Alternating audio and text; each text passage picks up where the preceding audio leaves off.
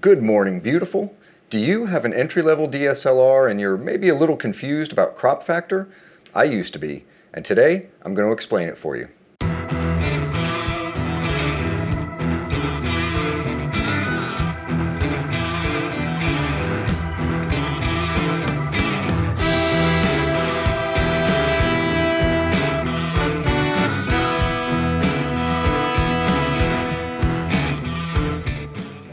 Larry here with Southern Exposure, information and inspiration for the amateur photographer.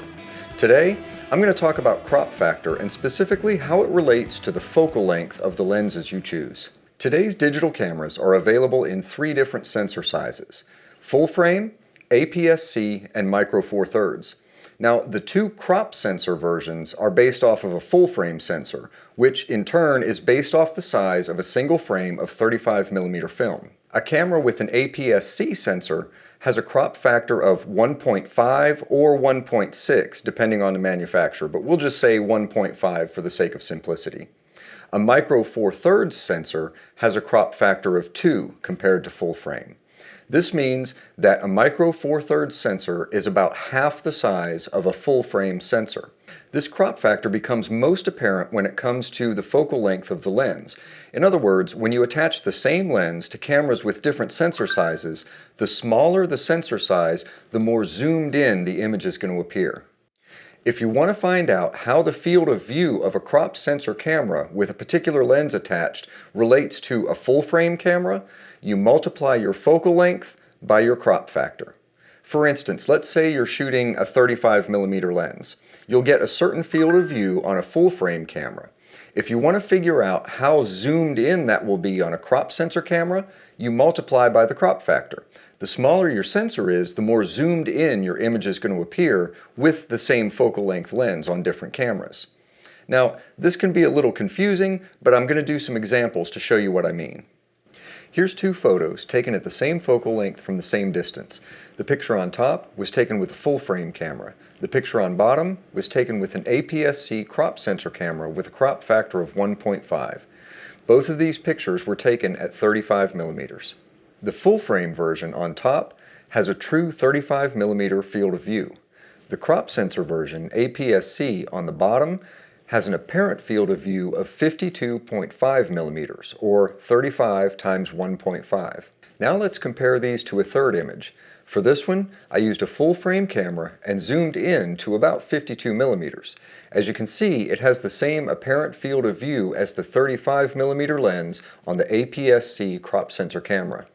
Another thing that becomes confusing about crop factor and focal length, and the thing that I had the most trouble with when I started out in digital photography, is what does the focal length number really mean, and does it transfer from one camera to another?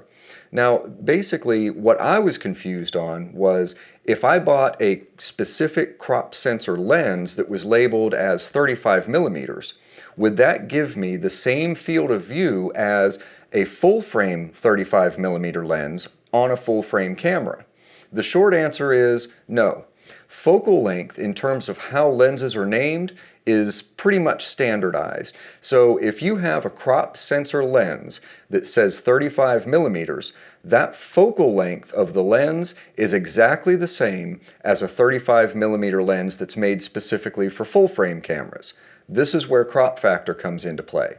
If you want to figure out how that lens is going to look in terms of comparing it to a 35mm on a full frame camera, you multiply the focal length by the crop factor. So let's say we're using a micro four thirds camera and the crop factor is 2. If we put a 35mm lens on a micro four thirds camera, that gives us the same field of view as a 70mm lens on a full frame camera. Of course, the math works in reverse too. If you see an image taken on a full frame camera at 85mm, simply divide 85 by 1.5 to get 56.7mm. That's awful close to the top end of an 18 to 55 kit lens. Wonder if that's a coincidence. So why was this so confusing to me?